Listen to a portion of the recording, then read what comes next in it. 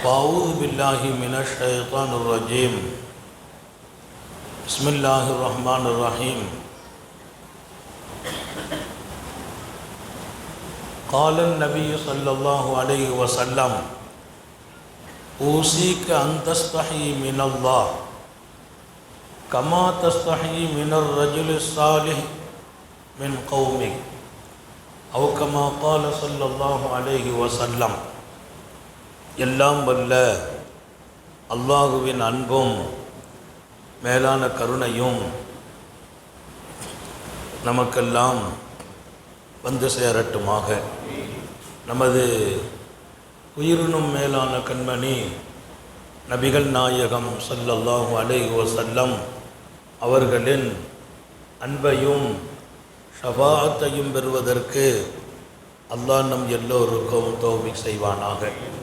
வல்ல ரஹ்மான் நமக்கும் நம்முடைய பெற்றோர், மனைவி, மக்கள், குடும்பத்தார் யாவருக்கும் உயிர் உள்ள வரையிலும் உடல் சுகத்தை நசீபாக்கி தருவானாக. மருத்துவமனை கஷ்டம், அதன் சிரமம் செலவுகளிலிருந்து நிரந்தரமான பாதுகாப்பை அல்லாஹ் நம் எல்லோருக்கும் கொடுத்தருள் புரிவானாக. வானம் பூமியினுடைய ஆபத்துகளை விட்டும், முசீபத்துகளை விட்டும், கெட்ட முடிவுகளை விட்டும் நம்மையும் நம் குடும்பத்தையும் பாதுகாத்து அருள் புரிவானாக. அவனுடைய படைப்புகளின் தீங்குகள் அனைத்திலிருந்தும் நம்மையும் நம் சமூகத்தையும் காத்தருள் புரிவானாக. அல்லாஹுவின் மகத்தான பேரருளால் மிகச் சிறப்பான ரமலானுடைய காலத்தை நாம் சந்தித்து உன்னதமான இபாதத்துகளில் நோன்பை, இரவு வணக்கங்களை நிறைவேற்றுகிற நல்ல வாய்ப்பினை அல்லாஹ் நமக்கு வழங்கியிருக்கிறான். அல்லாஹ் இந்த நியாமத்தை எப்போதும் தொடரச் செய்வானாக. நம்முடைய அடுத்த தலைமுறைகளுக்கும் வழங்குவானாக. சங்கை மிக்கவர்களே, நான் இங்கே தொடர்ந்து சில செய்திகளை பதிவு செய்கிறேன். உங்களுடைய கவனத்தில் நீங்கள் இங்கே எடுக்க வேண்டும். வாழ்க்கையில் எப்போதுமே எல்லா நிலைகளிலும் சரியாக வாழ்கிற ஒரு வாழ்க்கை, அல்லாஹ்வை திருப்திப்படுத்தும் வாழ்க்கை, ரசூல் ஸல்லல்லாஹு அலைஹி வஸல்லம் அவர்கள் வழிகாட்டிய வாழ்க்கை அது. அதில்தான் மிக உயர்ந்த மனிதர்கள் தங்களை தயார்படுத்தி கொண்டே இருக்கிறார்கள். நாம் வாழ்கிற வாழ்க்கை எப்போதும் எல்லா இடத்திலும் சரியாக இருக்க வேண்டும் என்பதில் மிகுந்த கவனம். அது 4 விஷயங்களை நான் இங்கே சொன்னேன். அதில் 2ஐ நிறைவுபடுத்தினோம். 3வது காரணத்தை அல்லாமா ஹஸனுல் பஸரி சொல்கிறார். அலிம்து அன்னல்லாஹ முத்தலிஉன், நான் நன்கு விளங்கி இருக்கிறேன், அல்லாஹ் ரப்புல் ஆலமீன் அவன் பார்வைக்கு உட்பட்டே நான் இருக்கிறேன். அவன் பார்வைக்கு உட்பட்டு நான் இருக்கிறேன். அது இரவு பகல் எல்லாம் வித்தியாசம் இல்லை, தனிமை கூட்டு என்பதெல்லாம் வித்தியாசம் இல்லை. நான் எங்கே இருந்தாலும் அவன் பார்வைக்குள்ளே இருக்கிறேன். ரொம்ப முக்கியமான விஷயம். மனிதன் தவறு செய்யாமல் வாழ்வதற்கான ஒரு அடிப்படை இது. எங்கு இருந்தாலும் அவன் பார்வைக்குள்ளே இருக்கிறேன். அவன் பார்வை விட்டமெல்லாம் நம்ம மறையவே முடியாது. அது பெட்ரூமில் இருந்தாலும் அங்கேயும், இரவாகட்டும் அங்கே, பகலாகட்டும் அப்போதும் அவன் பார்வைக்குள்ளே நான் இருக்கிறேன்.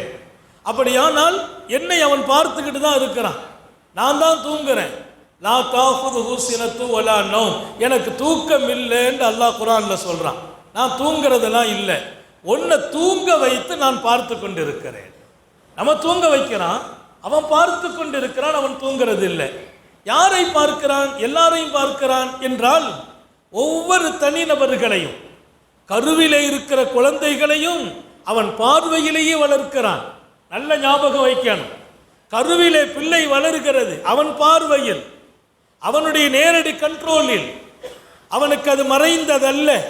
அதனால்தான் சொன்னான், கருவிலே இருப்பதை நான் மாத்திரமே அறிவேன். திருக்குர்ஆன் பேசுகிறது, கருவில் இருப்பதை நான் மாத்திரம்தான் அறிவேன். அது யாரும் அறிய முடியாது. தாயும் கணவனும் மனைவியும் வாழ்க்கை சேர்ந்துட்டாங்க, இப்போ அது தரிக்குமா தரிக்காதா? தரிச்சா எப்படி தரிக்கும்? 10 மாதம் தங்குமா? இடையில வந்துருமா? இல்லை இந்த குழந்தை ஆரோக்கியமாக பிறக்குமா? ஆரோக்கியம் இல்லாமல் பிறக்குமா? குறைபாடாக இருக்குமா? குறைபாடு இருக்காதா? யாரும் கண்டுபிடிக்க முடியாது. ஆனால் பெண்ணா இதெல்லாம் ஒரு 4 மந்த்துக்கு பின்னால தான் மற்றவங்க சொல்லுவாங்க, டாக்டர்ஸ்கள் சொல்லுவாங்க, ஏதோ கேமராவில் பார்த்து சொல்கிறாங்க. கருவில் தரிக்கும் போது அது யார், என்ன வகை, என்ன இனம், எப்படி, அத்தனையும் நான் அறிகிறேன். குர்ஆன் சொல்லுது, அல்லாஹ் சொல்கிறான், உன்னை நான் பார்க்கிற இடம் எல்லா இடம், அல்லதி யராக ஹீன தக்கூம், நீ நிற்கும் போது நான் பார்க்கிறேன். குர்ஆன் பேசுகிற வார்த்தை உங்கள் இதயத்தில் பதிவு செய்யுங்கள். மிகச்சிறந்த ஒரு வாழ்க்கை இது. அல்லதி யராக ஹீன தக்கூம், நீங்கள் நிற்கும் போது நான் பார்க்கிறேன். அல்லாஹ் பேசுறான். ஒத்தகல்லுபக்க ஃபிஸ்ஸாஜிதீன், நீ சுஜூதிலே குனிகிறாய், உனக்கு யாருமே தெரியாது, உன்னை எனக்கு தெரியும். அல்லதி யராக ஹீன தக்கூம் ஒத்தகல்லுபக்க ஃபிஸ்ஸாஜிதீன், நீ சுஜூதிலே இருக்கிறாய், அப்ப உனக்கு பின்னால தெரியாது, முன்னால தெரியாது, உன்னை அப்போது நான் பார்க்கிறேன், உன்னை ருக்கூவிலே வைத்து நான் பார்க்கிறேன். அல்லாஹ் குர்ஆனிலே பேசுகிற அருமையான செய்திகள். நபிகள் நாயகம் ஸல்லல்லாஹு அலைஹி வஸல்லம் அவரிடத்தில் ஒருவர் வந்து கேட்கிறார், எனக்கு ஒரு அறிவுரை சொல்லுங்கள், நான் ரொம்ப அழகா வாழணும்னு நினைக்கிறேன். அப்படியெல்லாம் அறிவுரை கேட்டவர்கள் உலகத்தில் ஜெயிச்சாங்க. அவர் என்ன கேட்டார்? எனக்கு ஒரு ஔசினி, எனக்கு ஒரு அறிவுரை, நான் ரொம்ப அழகா வாழணும். பெருமானார் ஒரே ஒரு வார்த்தை தான் சொன்னாங்க, ஸல்லல்லாஹு அலைஹி ஊசிகா, உனக்கு நான் அறிவுரை செய்கிறேன், அன்தஸ்தஹி மினல்லாஹ், நீ அல்லாஹ்வை பார்த்து அவன் உன்னை பார்க்கிறான்ங்கிற உணர்வை வைத்து நீ தப்பு செய்வதற்கு வெட்கப்படுவாயாக.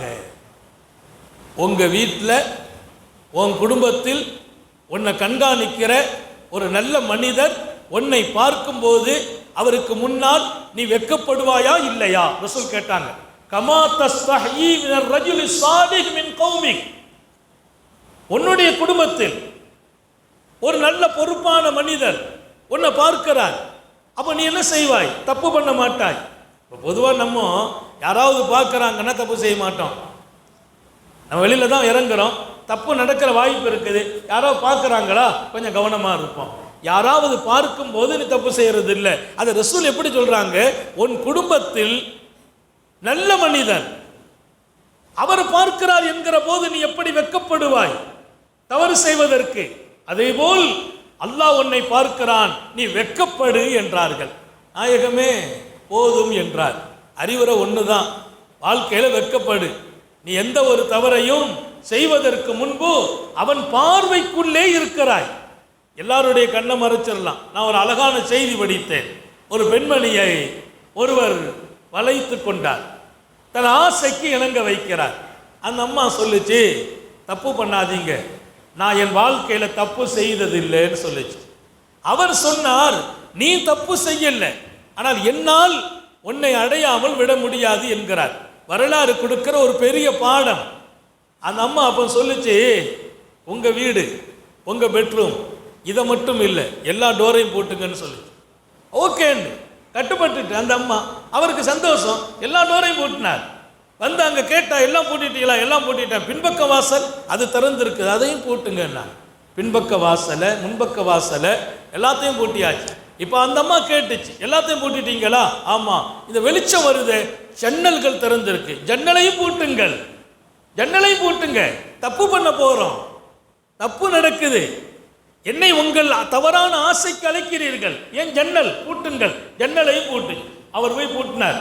மனிதனுக்கு ஆசை வரும்போது அது கண்ணை மறைச்சிடும், என்ன பண்றோம்லாம் தெரியாது. எல்லா ஜன்னலையும் பூட்டி இருட்டுக்குள்ளே வந்தார்.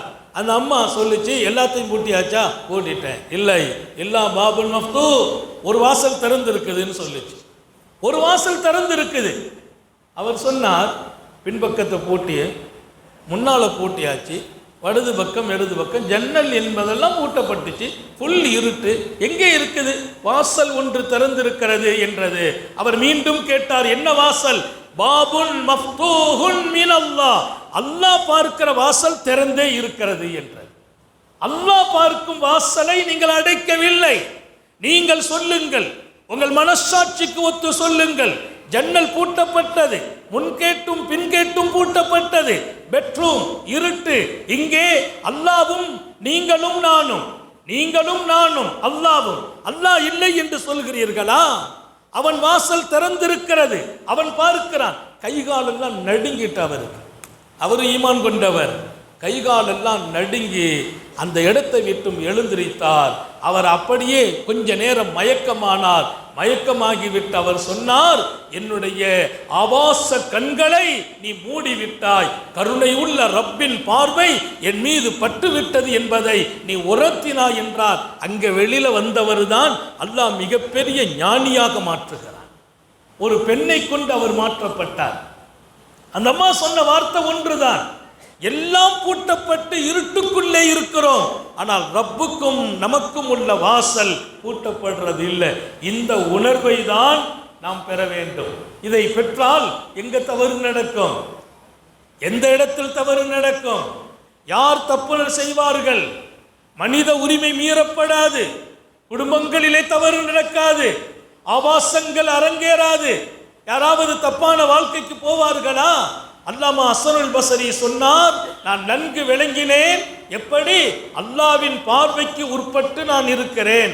நான் இருட்டிலும் வெளிச்சத்திலும், பகலிலும் இரவிலும், தனிமையிலும் சமூகத்திலும் வாழ்கிற போது அவனுடைய பார்வைக்குள்ளே நான் கட்டுப்பட்டு இருக்கிறேன். அதனால நான் பாவம் செய்வதில் எச்சரிக்கையா இருந்தேன். நான் பஸ்தாயைத்து மினல்லாஹ் லில் மாசியா, அல்லாஹ்வை பார்த்து நான் வெட்கப்பட்டு பாவம் செய்யறது இல்லை. அவன் வாழ்க்கையில் அழகா நடக்கிறீங்களேன்னு கேட்டதுக்கு சொன்ன பதில், இப்போ கரெக்டாக இருக்கிறீங்களே. கரெக்டாக இருக்கிறது தொழுகையில், நேற்று சொன்னோம் இபாதத்தில் கரெக்டு, தப்பு செய்யாமல் இருக்கிற கரெக்டா. அல்லாஹ் நம்ம எல்லாருக்கும் தௌஃபீக் செய்வானாக. இங்கே பெரிய ஜமாத் இருக்கிறீங்க, தாய்மார்கள், வெளியிலே மக்கள் எல்லோருக்கும் சொல்லுகிறேன், ஒரு உயர்ந்த பாடத்தை பெறுங்கள். நாம் எப்போதும் தனியாக இல்லை. நல்ல விளங்குங்கள், தனிமை இல்லை, நம்முடன் ரப்பு இருக்கிறான். இதை ஈமானின் பாடமாக ரசூல் சொன்னாங்க. ஈமானின் பாடமாக உத்தம நபிகள் ஸல்லல்லாஹு அலைஹி வஸல்லம் உணர்த்துறாங்க. அல்லாஹ் நம்முடன், அந்த ஒரு நிலை. ஒஹுவ மஅக்கும், அல்லாஹ் குர்ஆன்ல சொல்றான், ஒஹுவ மஅக்கும் ஐனமா குந்தும், நீங்கள் எங்கே இருந்தாலும், நீங்கள் எங்கே இருந்தாலும், ஃப்ளைட்ல பறக்கலாம், அங்க உங்க கூட அல்லாஹ் இருக்கிறான். கடல்ல போலாம், அல்லாஹ் இருக்கிறான். இங்க எங்க இருக்கிறீங்க, அங்க அவன் இருக்கிறான். விளங்குங்கள். திருக்குர்ஆன் இன்னொரு செய்தியை சொல்லும், ரெண்டு பேர் பேசுறாங்களா, மூணாவது நான் இருக்கிறேன் என்கிறான். நீங்க ரெண்டு பேர் ரகசியம் பேசுறீங்க, யாருக்கு தெரியும் நினைக்கிறீங்களா? அல்லாஹ் கேட்கிறான், யாருக்கு தெரியும் நினைக்கிறீங்க? நான் மூணாவது ஆளா இருக்கிறேன். 4 பேர் இருக்கிறீங்களா, நான் 5வது ஆளு நான். அப்ப நான் உங்களுடன். இந்த வாழ்க்கை ஒரு முத்தாய்ப்பான வாழ்க்கை, சாலிஹீன்கள் பதிவு செய்த வாழ்க்கை. பாவங்கிறது நடக்காது. இமாம் கஹ்மஸை பற்றி ஒரு செய்தி படித்தேன். இமாம் கஹ்மஸ் இப்னு ஹசன் பெண்ணும் பெரிய மனிதர், அல்லாஹ்வோடு ரொம்ப கரெக்டாக நடந்தார். அவரை பற்றி எழுதுவாங்க, அவர் வாழ்க்கையில் ஒரு தப்பு கூட செய்யல, வாழ்க்கையில் தவறு செய்யலைங்கிறது ஒரு பெரிய விஷயம். ஏன்னா நன்மை செய்யறதுங்கிறது எல்லாருக்கும் முடியும், தப்ப விடுறதுங்கிறது எல்லாராலையும் முடியாது. அல்லாமா சௌபான் ரலியல்லாஹு அன்ஹு ஒரு செய்தி அறிவிக்கிறாங்க, இப்னு மாஜா பதிவு செய்கிற ஹதீஸ் இது. ரசூலுல்லாஹி ஸல்லல்லாஹு அலைஹி வஸல்லம் அவங்க சொன்னாங்க, கியாமத்தில் ஒரு கூட்டம் வருவார்கள், அவர்களை மாதிரி இந்த உலகத்தில் நல்ல அமல் செய்தவங்க இருக்க மாட்டாங்க.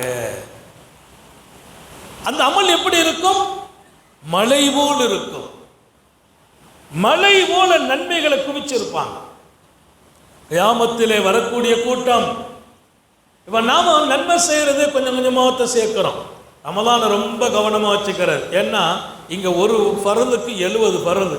இப்போ லுஹர் தொழுதீங்களா, 70 லுஹர் தொழுத நன்மைன்னு நாங்கள் நபிகள் நாயகம் ஸல்லல்லாஹு அலைஹி வஸல்லம். அல்லாஹ் நம்ம எல்லாருக்கும் ரமலான் பூரா இதில் குறையில்லாமல் நிறைவேற்றி தருவானாக. ஒரு தொழுகை மிஸ் ஆகிடக்கூடாது.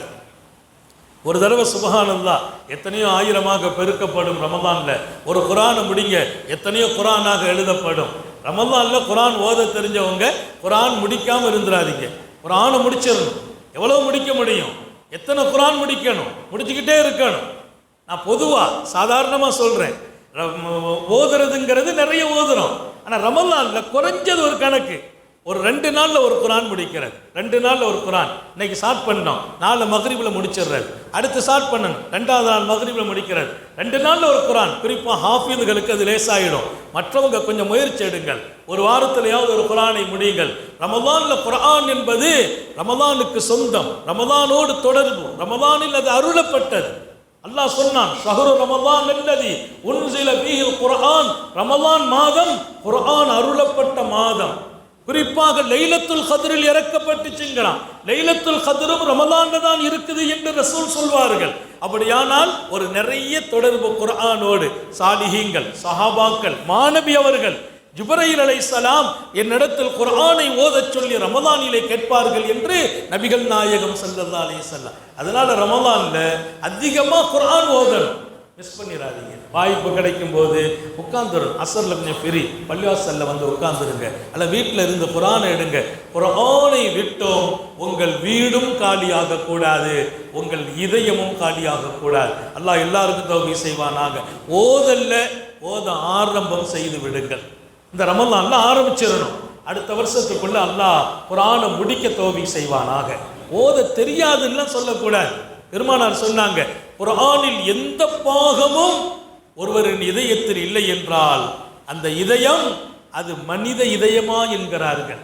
அது கபருக்கு சமம், அது கபருக்கு சமம். அதனால நம்ம இதயத்திலே குர்ஆன் இருக்க வேண்டும். அதிகமாக ஓதுகிற வாய்ப்புகளும் பெறணும், குறிப்பாக ரமலானிலே. இங்கே நான் சொன்னேன், அவர்கள் நன்மைகளை குவித்திருக்கிறார்கள். எப்படி? பிஜபலி திஹாமா, ஹதீஸ்ல வர்ற வார்த்தை இப்னு மாஜாலே பதிவாகும். அவர்கள் மலை போல் அமல்களை கொண்டு வருவாங்க, எல்லாருமே பார்த்து பிரமிச்சு போவாங்க. இவ்வளவு அமலா எப்படி செய்தாங்க? எப்படி செய்தாங்க? எத்தனை இரவு, எத்தனை பகல்? சஹாபாக்கள் அமல் செய்வதில் ஆர்வம் இருந்துச்சு. அவங்கள அங்க கொண்டு வந்து அந்த அமல்கள் பூரா ரசூல் ஸல்லல்லாஹு அலைஹி வஸல்லம் சொன்னாங்க, அந்த அமல்களை கொண்டு வந்த அவர்கள் அங்கே வந்தால் அந்த அமல்கள் செல்லாத காசாக இருக்கும், எல்லா அமலும் காணாம போயிடும். ஏன் ரசூலல்லாஹ், எதனால? செய்தனா சௌபான் சொல்வார், ஏன் இவ்வளவு அமல்கள்? எல்லாருமே பார்த்து பெருமைப்படுறாங்க, இவ்வளவு அமல் செய்திருக்காங்களே என்று. அந்த அமல் அங்க காசு, செல்லாத காசு. செல்லாத காசு வச்சு என்ன செய்ய முடியும்? எவ்வளோ இருக்குன்னா, எவ்வளோப்பா இருக்குது? 1000 ரூபா தாள் 500 இருக்குதுன்னார், 1000 ரூபா தாள் 2000 இருக்குன்னார். இப்போ 1000 ரூபா தாளை வச்சு என்ன செய்ய முடியும்? இந்த கதை முடிஞ்சு போச்சே, முடியாது. செல்லாத காசுக்கு மதிப்பில்லை, அந்த அமல் பூரா செல்லாமல் போயிடும். என்ன யார சொல்லலாம், அவங்க அமல்கள் எல்லாம் போட்டி போட்டு தான் செய்தாங்க. ஆனால் பாவம் செய்யக்கூடிய சந்தர்ப்பம் அவர்களுக்கு கிடைத்த போதெல்லாம் அதில் கண்மூடித்தனமாக ஈடுபட்டார்கள். பாவத்தில் கண்மூடித்தனமா, அமல் செய்வதில் அவ்வளவு ஆர்வம். ஒரு நோம்ப விடுறதில்லை, ஒரு தராவீக விட்டதில்லை, குர்ஆன் ஓத விட்டதில்லை, சதக்கா ஜக்காத்தை விட்டதில்லை. ஆனால் பாவம் என்று வரும்போது தனிமை ஒரு சந்தர்ப்பம் அவங்களுக்கு கிடைச்சா வந்து விழுந்துருவாங்க, தனிமையை மட்டும் தேடுவாங்க. தனிமை கிடைச்சால் அவர்கள் பாவத்தில் முங்குவார்கள். அல்லாஹ் நம்ம எல்லாரையும் பாதுகாப்பானாக. கோடி கோடியாக மலை போல் அமல்களை கொண்டு வந்தும் அத்தனையும் இழக்கிறார்கள். ஏன்? பாவங்களை விட்டு தன்னை காப்பாற்றிக் கொள்ளாததால். இங்கே அல்லாமா ஹசன் பஸரி, நான் வெட்கப்படுகிறேன் பாவம் செய்வதற்கு. ஏன்? எனக்கு ஒரு நம்பிக்கை ஆழமா இருக்குது, அல்லாஹ்வின் பார்வையில் நான் இருக்கிறேன். நான் பார்க்கிறேன், அந்த நேரத்தில் ஒருத்தர் தப்பு பண்ணுவாரா? பண்ண மாட்டார். ஒருத்தர் ஃபோன் பண்ணார், என் பக்கத்தில் நின்று ஃபோன் பண்ணுறார், பேசுகிறார். பேசும்போது சொன்னார், அவன் கேட்குறான், என்ன ஹஜ்ஜார் எவ்வளோ நேரம் ஆச்சு? இல்லைப்பா நான் பாளையங்கோட்டையில் இருக்கேன்னார். ஆனால் அவர் வாவர்பல்ல தான் நிற்கிறார், என் கூட தான் நிற்கிறார், 2 பேரும் ஒன்றா தான் நிற்கிறோம். அவர் பேச்சில் சொல்கிறார், நான் பாளையங்கோட்டையில் நிற்கிறேன் அப்படிங்கிறார். அவன் கேட்குறான், ஹஜ்ஜார் எவ்வளோ நேரம் ஆச்சு நீங்கள் வர்றேன்னு சொல்லி? இன்னும் பாளையங்கோட்டையில் இருக்கிறப்பா இப்போ வந்துடுவேன். அப்போ இருந்து அவர் பார்க்குறார், பக்கத்தில் நான் நிற்கிறேன். அவருக்கு ஒரு மாதிரியாக போச்சு, இந்த மனுஷன் பயான் பூரம் போய் கொட்டடிப்பார், இந்த சப்ஜெக்டை பயான் பூரம் கொண்டு போயிடுவாருன்ட்டு அவருக்கு ஒன்றும் ஓடலை. என்ன பார்த்துட்டா, நான் பக்கத்தில் அன்றைக்கி என்ன மறந்து அது வருது. ஏன் வருதுன்னா அப்படியே பழகி இருக்கிறார். ஃபோனுங்கிறது இன்னைக்கு பொய் சொல்கிறதுக்கு பொருத்தமான ஒன்றாச்சு இல்லையா? கையில் வச்சுக்கிட்டே வண்டி ஓட்டிக்கிட்டே வர்றாரு, வரும்போதே வீட்டம்மா கேட்குது, எங்கே இருக்கிறீங்க? அதையும் கேட்டேன், இப்போ நான் இப்போ தான் கொக்கர குளத்தில் இருக்கேங்கிறார்.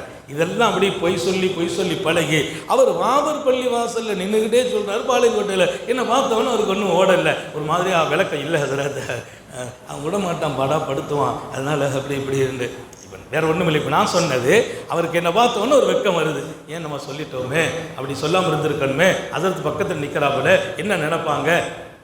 இப்போ நாம் பார்க்குற போது ஒரு வகையான பதட்டம் வருது, ஏன் ஹஜ்ரத் ஏதாவது நினைச்சிடக்கூடாது.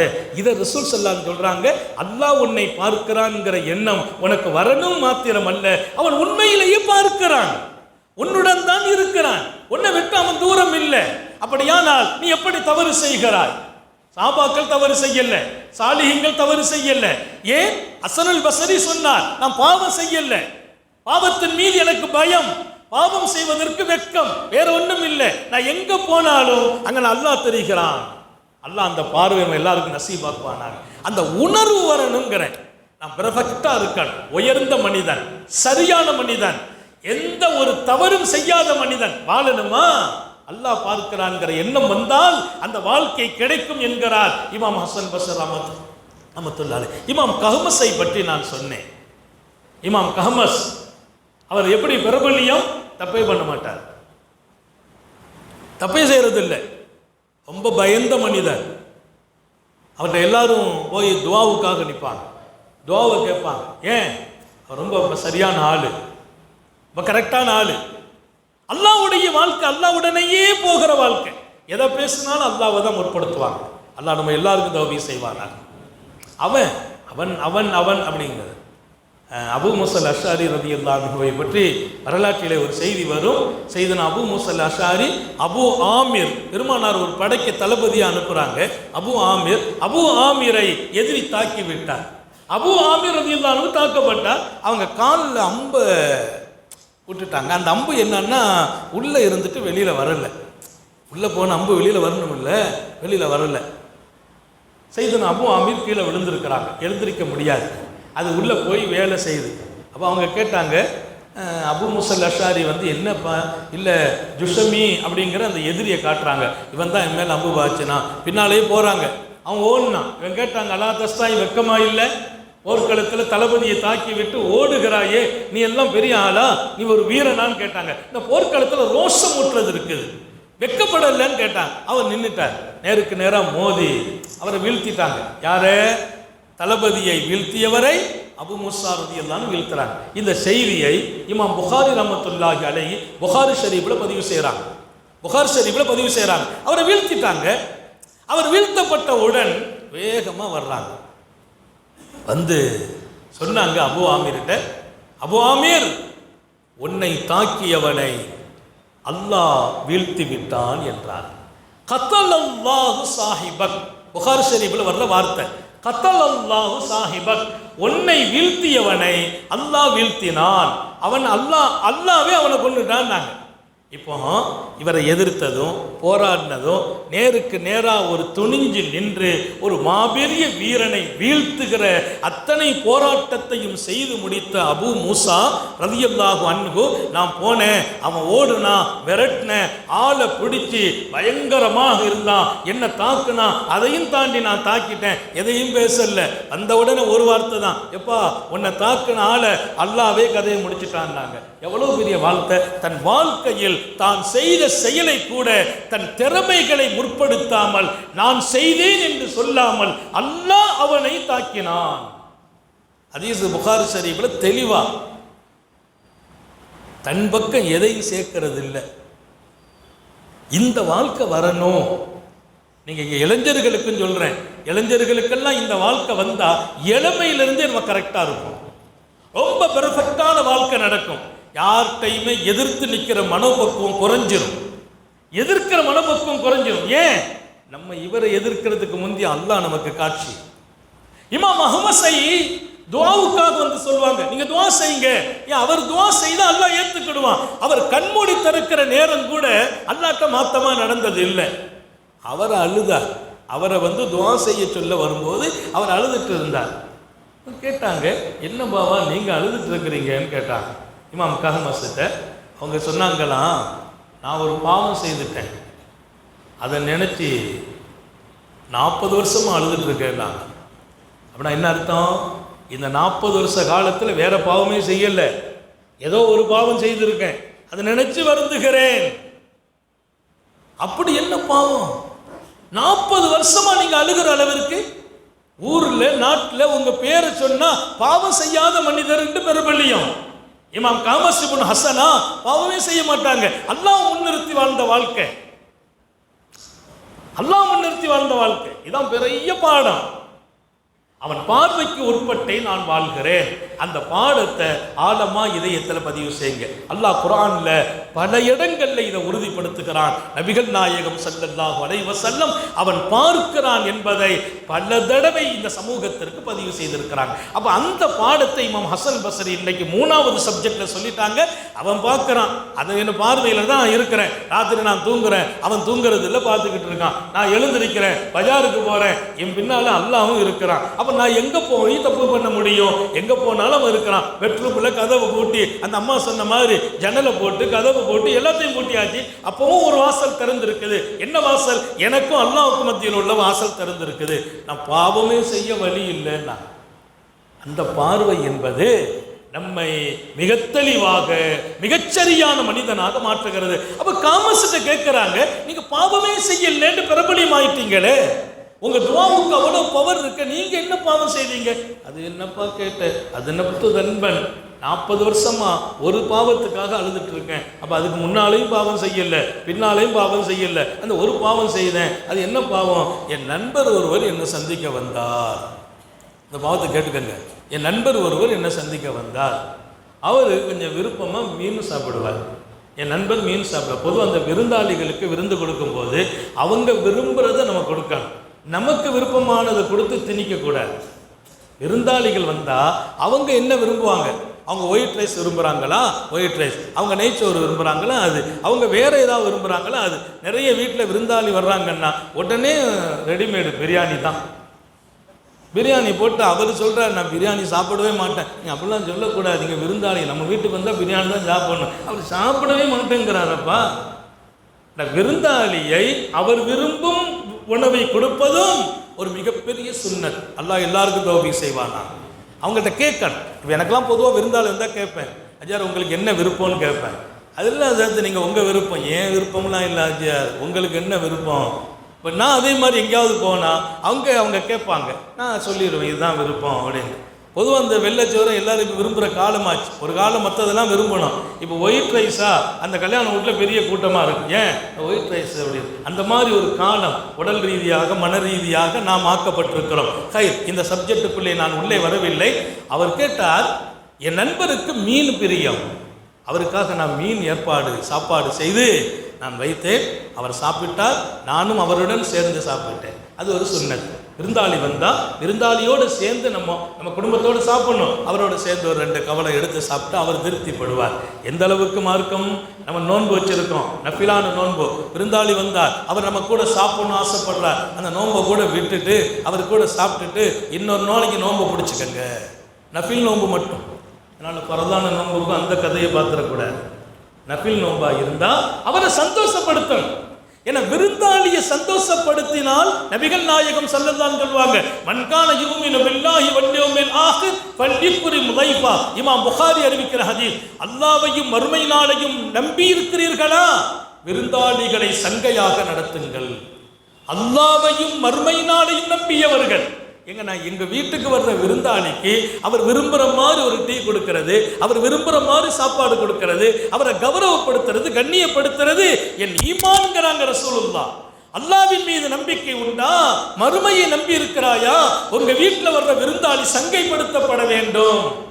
நம்ம விருந்தாளியை தள்ளி விடுறதுக்கு என்ன வழியோ அதை பூரம் பார்க்குறாரு. அவர் 1:30 மணிக்கு தான் வந்து இறங்கி இருக்கிறார். அவர் சாப்பிடாம தான் வந்து எல்லாம் தெரியுது. வந்த உடனேயே உங்களை பார்த்தா சாப்பிட்டுட்டு வந்தமா தெரியுதுன்னா அவர் உடனே ஆமாம் சாப்பிட்டேன் அப்படின்னு அவர் பொய்ய சொல்கிறார். சில பேர் நீங்கள் நம்ம வீட்டிலலாம் சாப்பிட மாட்டீங்களே, அதை ஓஞ்சிட்டுன்னு அர்த்தம். இதெல்லாம் செய்யக்கூடாது. அவங்கள சாப்பிட வைக்கணும். பெருமானார் ஸல்லல்லாஹு அலைஹி வஸல்லம், உங்கள் வீட்டில் விருந்தாளி சாப்பிட்டுட்டாரா, நீ கொடுத்து வச்ச வேண்டாங்க. என்ன யார சொல்லலாம், உங்கள் வீட்டில் இருக்கிற ஒவ்வொரு பேர்களின் பாவங்களும் மன்னிக்கப்படும்.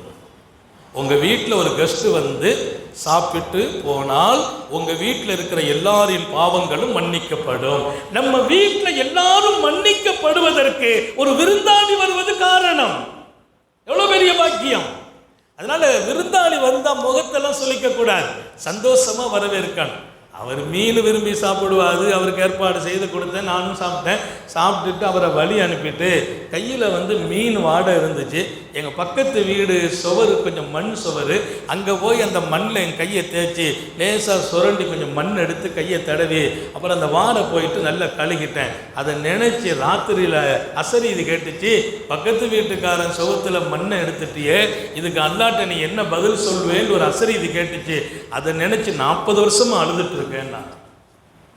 பக்கத்து வீட்டுக்காருடைய சுவத்தில் கையை தடவி மண்ணை உதிர்த்தி அந்த மண்ணை வச்சு கையை தேய்ச்சாயே, இதுக்கு அல்லாட்ட நீ என்ன பதில் சொல்வ? இங்கே நான் என்ன சொல்ல வர்றேன், பாவமே செய்யாத மனிதர்கள் இது போன்ற சின்ன குட்டி பாவத்தை கூட அல்லாஹ் உடனே உணர்த்துறான். அதை நினைச்சு 40 வருஷமா அழுகிறாங்க. நம்மெல்லாம் அழணும்னா வருஷமே பத்தாது. நம்ம எதை நினைச்சு அழுகிறது? எது வாழ்க்கை பூரா அழதான் செய்யணும். 1-2 பாவமாக செய்திருக்கிறோம். நம்ம செய்த நன்மைகளை காட்டிலும் பாவங்கள் மிகைத்திருக்கிற மனிதர்கள் எத்தனை! நான் சொன்ன பாருங்க, மலை போல் அமல்களை கொண்டு வந்து அது அங்கே செல்லாத காசாக போனது. ஏன்? அவர்களின் பாவம் வாய்ப்பு கிடைக்கும் போதெல்லாம் அவர்கள் அதில் முங்கினார்கள் என்று வரக்கூடிய அந்த ஹதீஸை அல்லாமா சௌபான் ரலியல்லாஹு அன்ஹு அறிவிக்கிறாங்களே, நம்முடைய கவனத்தில் இங்கே இருக்க வேண்டும். அல்லாமா இமாம் கஹமஸ் இப்னு ஹசன் அந்த சோத்துல மண்ணை தடவுன பாருங்க, அதை நினைச்சு நான் இதுவரைக்கும் அழுதுட்டு இருக்கேன். உடனே வந்தவங்க சொன்னாங்க, உண்மையிலேயே நாங்கள் கேள்விப்பட்டது கரெக்டு தான், இன்னைக்கு துவா செய்தா அல்லாஹ் ஏற்றுக்கொள்கிற ஆள் துனியாவில் இருக்கிறாங்க அப்படின்னாங்க. அது நீங்கள் தான் பாவா, துவா செய்யுங்க. ஒரு மண்ணை தொட்டு சோத்தை தொட்டு மண்ணை தொட்டு கையை தடவுனதுக்கு 40 வருஷமாக உட்காந்து அழுதுட்டு இருக்கீங்கன்னா உங்கள் துவாவில் என்ன மறுப்பு இருக்குன்னு கேட்டான். எவ்வளோ பெரிய பாடம்! எனவே அல்லாஹ் பார்க்கிறான் என்ற பாடத்தை இன்று பெறுவோம். நான் தொழிலாகட்டும், மனைவியாகட்டும், வீடாகட்டும், யாரோடு இருப்பதாக இருக்கட்டும், அல்லாஹ் பார்க்கிறான். அந்த பார்வை நம் மீது இருக்கிறது என்றால் தப்பு நடக்காது. இன்னைக்கு பக்கத்து வீட்டுக்காரங்க சோத்தில் போயெல்லாம் தடவுறது இல்லை, பக்கத்து வீட்டுக்காரன் வீட்டையே தடவிடுறோம். வீடே போயிடுது. சோத்தில் தடவுனதுக்கு இதனுடைய தண்டனை என்ன தெரியுமான்னு அசரீதி கேட்டுச்சான். இன்னைக்கு வீட்டையே ஒரு வேப்பத்தில் முழுங்குற ஆட்கள்லாம் இருக்கிறாங்க. அடுத்தவங்களுடைய பொருளை தாராளமாக கையாளுகிற மக்கள் ரொம்ப வருத்தப்படணும். இதெல்லாம் விளையாட்டை எடுத்துகிட்டு போயிடாதீங்க, வாழ்க்கையாக இருப்போம். நம்ம ரொம்ப கவனமாக வாழ வேண்டும். இதெல்லாம் நான் கரெக்டாக இருக்கிறதுக்கு இன்றைக்கி 3வது பாடம், என்னை ரப்பு பார்க்கிறான் என்பதில் நான் உறுதியாக இருக்கிறேன். எனவே நான் போய் ஒரு தப்பு பண்ணுறதோ, தப்பாக பேசுகிறதோ, தப்பாக பார்க்குறதோ என்னால் முடியலை. அங்கே ஒரு பெண் வர்றா, அந்த பெண் மேலே என் பார்வை போகுதுன்னா எனக்கு பயம் வந்துடுது. ஏன்னா இதுக்கு மத்தியில் அல்லாஹ் இருக்கிறான். அல்லாஹ் பக்கத்தில் வச்சுட்டு நம்ம அந்த பொண்ணை பார்க்குறோமே, அந்த பார்வை எனக்கு ஹராமாக ஆக்கிடுறேன். ஏன் அவனை வச்சுட்டு நம்ம பார்க்குறது எவ்வளோ அசிங்கம், கேவலம். அந்த உணர்வு வந்தால் நீங்களும் நானும் ஜொலிக்கிறோம். அல்லாஹ் தௌஃபீக் செய்வானாக, ஹயாத்தில் பரக்க செய்வானாக, வாழ்க்கை நெடுக பாதுகாப்பானாக, நீண்ட நெடிய நாட்கள் நோய் நொடிகள் இல்லாமல் உடல் ஆரோக்கியத்தோடு மன நிறைவோடு இன்பத்தோடு அல்லாஹுவை நின்று வணங்கி வழிபட்டு வாழும் நசீபையும் பாக்கியத்தையும் எல்லாம் அல்ல அல்லாஹ் உங்களுக்கும் எனக்கும், நம்மை ஈன்றெடுத்த தாய் தந்தையர்களுக்கும், நமது மனைவி மக்கள் உற்றார் உறவினர் யாவருக்கும் கொடுத்தருள் புரிவானாக. நமது உயிரினும் மேலான கண்மணி ஆத்தமுன் நபியின் சர்க்காரை ஆலம் சுந்தர நபிகள் ஸல்லல்லாஹு அலைஹி வஸல்லம் அவர்களை கனவிலும் நனவிலும் கண்டுகளிக்கும் பெரும் பாக்கியத்தை அல்லாஹ் நம் எல்லோருக்கும் கொடுத்தருள் புரிவானாக என்ற நல்ல துஆக்களோடு உங்கள் எல்லோருடைய துஆவை ஆதரவைத்து என் வார்த்தைகளை நிறைவுபடுத்துகிறேன். நான் சரியாக வாழ்வதற்கான 4வது அடையாளம் நாளை தொடரும் என்று சொல்லி முடிப்பேன். ஆஹிரு தஅவானா அனில் ஹம்துலில்லாஹி ரப்பில் ஆலமீன். அஸ்ஸலாமு அலைக்கும் வரஹ்மத்துல்லாஹி வபரகாத்துஹு.